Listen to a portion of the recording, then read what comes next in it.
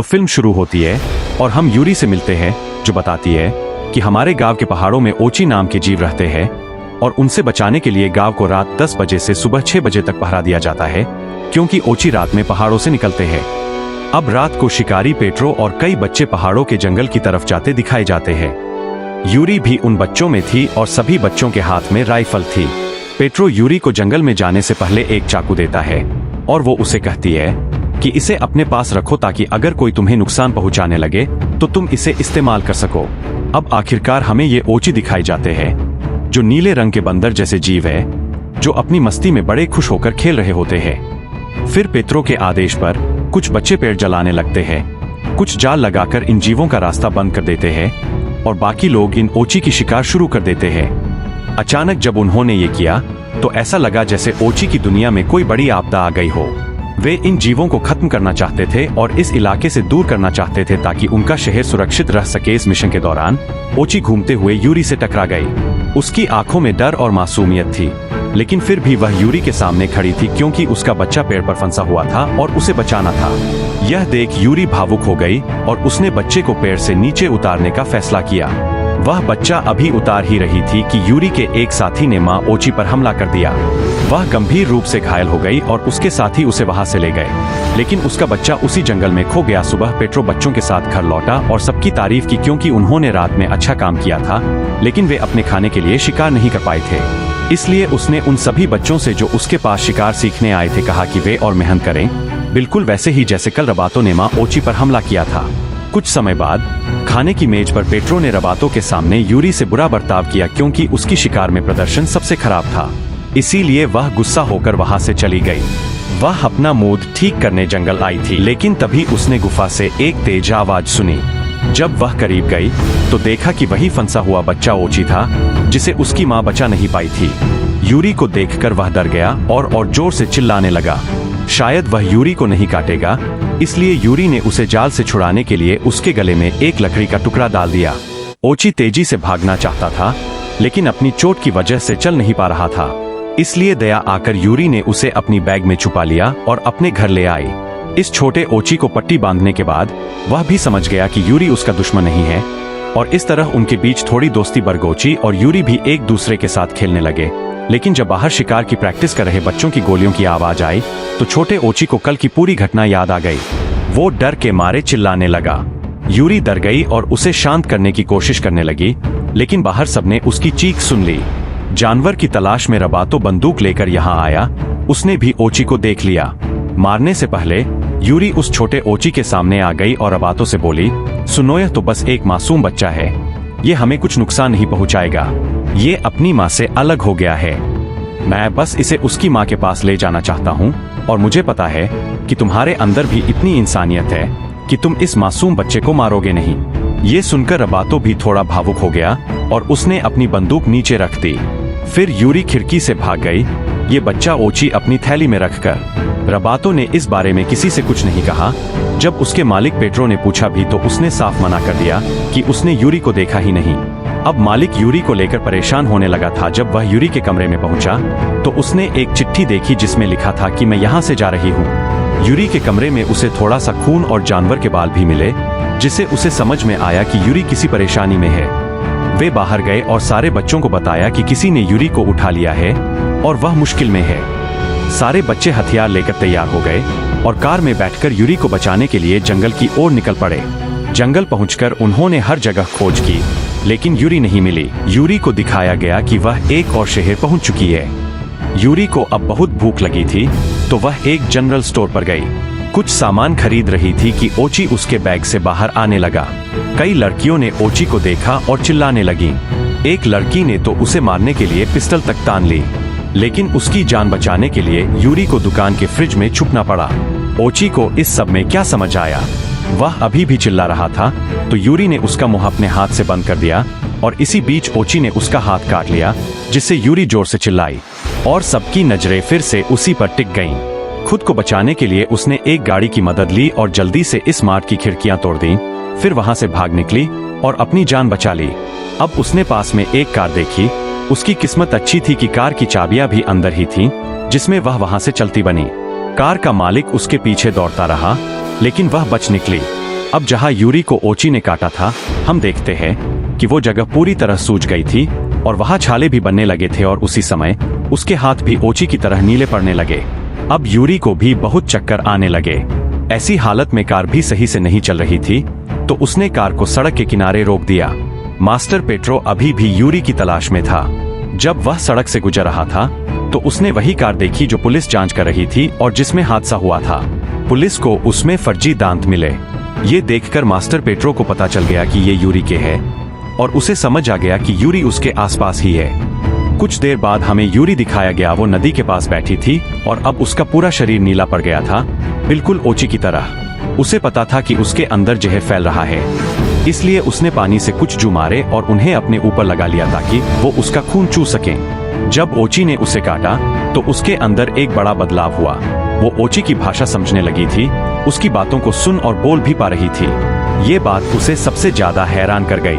अब जब उसे पूरा यकीन हो गया कि वो ओची की भाषा समझ सकती है, तो वो खुशी से झूम उठी। चलते चलते उसका पैर फिसला और वो एक गड्ढे में गिर पड़ी, जो असल में एक जाल था, ऊपर से भी बंद था। और ये बेचारी ओची बार बार उसे देखती रही कि कब वो बाहर निकलेगी, लेकिन गिरने की वजह से उसकी इतनी चोटें आ गईं कि उठ पाना भी मुश्किल हो गया। अब ओची पेड़ पर चढ़कर बैठी रहती है और उसके बाहर आने का इंतजार करती है। दूसरी तरफ मास्टर पेट्रो भी उसी जंगल की तरफ बढ़ रहे थे जहां उस वक्त यूरी था। पैरों के निशान देखकर उन्हें समझ आ गया कि यूरी अब उनसे और भी करीब है। यहाँ दिखाया गया है कि यूरी, जो एक गड्ढे में गिर गई थी, उसे एक औरत बचाती है और अपनी पीठ पर उठाकर अपने घर ले जाती है। जैसे ही यूरी होश में आती है, वह चारों ओर देखती है और उस औरत को माँ कहती है जिसने उसकी जान बचाई थी। असल में वह औरत उसकी माँ ही थी। यूरी अपनी माँ से पूछती है, माँ, वो बच्चा ओची कहाँ है? मुझे उसे उसकी माँ के पास लेकर जाना है। क्या तुम्हें पता है, मैं उसकी भाषा समझ पाई थी। तो उसकी माँ कहती है, ये कोई बड़ी बात नहीं यूरी, मैंने ही तो तुम्हें ये भाषा सिखाई थी। फिर वह एक बांसुरी उठाती है और बजाती है, जिससे ओची की आवाज जैसी आवाज निकलती है। यह सुनकर यूरी उससे कहती है कि चाहे कुछ भी हो जाए, मुझे उस छोटे ओची तक पहुंचना ही होगा और उसे उसकी माँ के पास ले जाना होगा। मैं उसे ऐसे अकेला नहीं छोड़ सकती जैसे तुमने मुझे छोड़ दिया। यहाँ हम देखते हैं कि रबातो बारिश में भीगता हुआ यूरी के घर के पास बैठा था, लेकिन उसे पता नहीं था कि यूरी उसी घर के अंदर है। सुबह यूरी ओची की आवाज से जागती है, लेकिन वह देखती है कि वह आवाज उसकी माँ के बांसुरी की है। उसकी आवाज का पीछा करते हुए वह एक जगह पहुंचती है जहां उसे बहुत सारी किताबें और रिसर्च पेपर मिलते हैं, लगता जो ओची पर उसकी माँ ने किया था। उसकी माँ उससे कहती है कि जिन प्राणियों के बारे में तुम अच्छा सोच रही हो, वे उस अच्छाई के लायक नहीं है। वे इंसानों से नफरत करते हैं और सालों से करते आ रहे हैं। जो ओची का बच्चा तुम्हारे पास है, तुम उसे उसकी माँ के पास ले जाओगी, लेकिन जैसे ही वे उस बच्चे से इंसानों की खुशबू पाएंगे, वे अपना बच्चा उससे दूर रखेंगे और मार डालेंगे। तो तुम्हारी मेहनत का क्या फायदा? यह सुनकर यूरी गुस्सा हो जाती है और अपनी माँ पर चिल्लाती है। उसे लगता है कि उसकी माँ उससे झूठ बोल रही है और वो कहती है कि जो माँ अपने बच्चे के बारे में सोच भी नहीं सकती, वो दूसरों के बच्चों का कैसे ख्याल रखेगी। वह यहाँ अपनी माँ द्वारा बनाई गई नक्शा देखती है और उसे पता चलता है कि ओची का दूसरा स्थान कहाँ है। रास्ता देखकर, अपने कपड़े पहनकर वह अपनी माँ को छोड़कर बाहर निकल जाती है। वह अपने खाने के लिए कुछ चीजें उठाती है और फिर यहाँ बेबी ओची को खोजने का फैसला करती है। जब यूरी यहाँ से जा रही थी, तब रबाटो उसे देख लेता है और वह मास्टर पेट्रो को उसकी वहां होने की खबर देता है। जब मास्टर पेट्रो यहाँ आया, उस वक्त यूरी घर पर नहीं था। अंदर जाकर उसने यूरी की माँ से पूछा तो उन्होंने कहा कि यूरी मेरी बेटी है। वो जरूर यहाँ आई थी, लेकिन अब वो उस बच्चे ओची को ढूंढने के लिए यहाँ से चली गई है और अगर उसे कुछ हुआ तो मैं तुम्हें जिम्मेदार मानूंगी। ऐसी बातें करते करते उनकी बहस बढ़ गई और झगड़ा और भी बिगड़ गया। बच्चे बीच बचाव कराए और अंदर जाकर इस घर की तलाशी लेने लगे जहां रबातो को वही नक्शा मिला जिस पर यूरी यहाँ से गई थी। ओची का लोकेशन मैप पर था। उन्हें पता था कि यूरी जरूर वहां गई होगी, इसलिए उन्होंने भी वहां जाने का फैसला किया। यूरी वहां जंगल में उस छोटे ओची को बहुत देर तक ढूंढ रही थी। वह ओची की आवाज में उसे बुलाती रही, लेकिन जब उसे बच्चा नहीं मिला तो वह थक गई। थककर वह एक जगह लेट गई और रोने लगी। तभी छोटा ओची यूरी को देख लिया। वह जोर से यूरी को बुलाया। उसे देखकर यूरी को जैसे कोई खजाना मिल गया हो। वह पेड़ पर चढ़ गई और तुरंत उसे पकड़ लिया। इस सब के बीच अब रात हो चुकी थी। यूरी यहाँ कुछ खाना खाती है, खुद दूध पीती है और बेबी ओची को भी खिलाती है। फिर ओची से उसकी भाषा में कहती है कि अब रात हो गई है, लेकिन सुबह मैं तुम्हें तुम्हारी माँ के पास लेकर जाऊंगी। ये लोग एक छोटा सा कैंप लगाते हैं जहाँ वे सोते हैं। जैसे ही सुबह होती है, यूरी एक छोटी नाव बनाती है क्योंकि उसे नदी पार करनी थी। नदी पार करने के बाद ये लोग पहाड़ों के दूसरी तरफ चले जाते हैं, जो एक खूबसूरत जगह थी। खूबसूरत पहाड़ और उनमें छोटे छोटे गुफाएं थीं, जिनके अंदर ये सारे ओची छुपे हुए थे। बच्चा ओची यूरी के पास अपनी जाति को बुलाता है। सब खुशी खुशी बाहर आते हैं, लेकिन यूरी को देखते ही सब वापस अपनी गुफाओं में छिप जाते हैं। ये देखकर यूरी समझ जाती है कि उसकी माँ सच कह रही थी कि जब ये ओची इस बच्चे को उसके साथ देखेंगे तो कभी उसे स्वीकार नहीं करेंगे। इसमें हम देखते हैं कि पेट्रो भी अपनी पूरी टीम के साथ यहाँ पहुँचता है और आते ही गोलीबारी शुरू कर देता है। यूरी नहीं चाहती थी कि यहाँ कोई ओची घायल हो, खासकर वो बच्चा ओची जो उसके साथ था। इसलिए जब वह उसे बचाने की कोशिश कर रही थी, फिर उसकी बोटी भी पलट जाती है और वह पानी में गिर पड़ती है। पेट्रो उससे कहता है कि ओची छोड़कर उनके पास आ जाए, लेकिन यूरी उसकी नहीं सुनती और उनसे बचने के लिए तेजी से तैरकर एक बड़ी गुफा के अंदर चली जाती है। ये गुफा बहुत खतरनाक थी, लेकिन यूरी को किसी चीज का डर नहीं था। मास्टर पेट्रो किसी भी कीमत पर यूरी को बचाना चाहता था, इसलिए उसने खुद ही उस गुफा के अंदर जाने का फैसला किया, क्योंकि ये गुफा बहुत खतरनाक थी और बच्चों की जान को खतरा हो सकता था। पेट्रो जल्दी जल्दी उस गुफा में यूरी को पकड़ने के लिए दौड़ता है और गलती से उसका पैर फिसल जाता है और वह लकड़ी में फंस गया। ये लकड़ियां बहुत भारी थीं और इन्हें निकालने की जगह वह और भी अंदर फंसता चला गया। यह देख यूरी को उससे दया आ गई। वह वहां आई और लकड़ी हटाने की कोशिश करने लगी, लेकिन ये लकड़ियां इतनी भारी थीं कि यूरी एक बार में भी इन्हें हिला नहीं पाई। तभी पीछे से ओची बाहर आया और पहली बार पेट्रो की तरफ देखा। पेट्रो ने भी उसकी आंखों में देखा। उसकी आंखें मासूम थीं।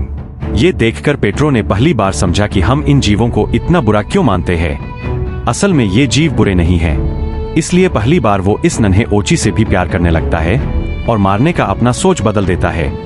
यहाँ अकेले यूरी फिर से उस लकड़ी को हटाने की कोशिश करता है और आखिरकार यूरी और पेट्रो दोनों की मेहनत के बाद पेट्रो इस जाल से आजाद हो जाता है। जैसे ही वे वहां पहुंचते हैं, हम देखते हैं कि बाहर उनका इंतजार कर रहे बच्चे भी कुछ अजीब सा महसूस कर रहे थे।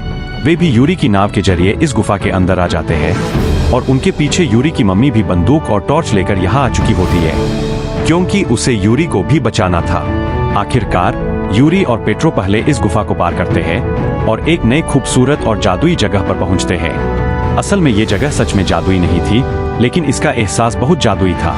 उन्होंने इतनी खूबसूरती पहले कभी नहीं देखी थी। यहीं पर सारे जीव बाहर आते हैं और ये इंसानों को भी देखते हैं। पेट्रो और यूरी सोचते हैं कि वे अपने और इन जीवों के बीच रिश्ता बेहतर कर पाएंगे, लेकिन तब पेट्रो ने पीछे से देखा कि उसके शिकारी बच्चे बंदूकों से इन जीवों को मारने की तैयारी कर रहे हैं, जैसा कि उसने पहले उन्हें सिखाया था। पेट्रो उन्हें रोकने की कोशिश करता है, लेकिन एक बच्चे ने गोली चला दी। शुक्र है कि गोली किसी जीव को नहीं लगी, बल्कि पहाड़ में लग गई।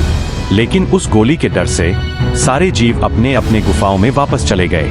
ये जीव फिर से और भी ज्यादा गुस्से में थे।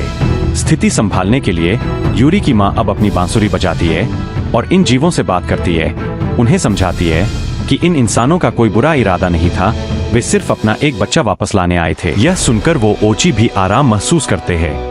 यूरी जाती है और बेबी ओची को उसकी माँ के हवाले कर देती है और ओची अपनी माँ को गले लगा लेता है। माँ और बच्चे के फिर से मिलने की खुशी से यूरी बहुत भावुक हो जाती है। फिर वह अपनी माँ की ओर देखती है, जो खुद भी आंसू पोंछ रही होती है। अब माँ और बेटी एक दूसरे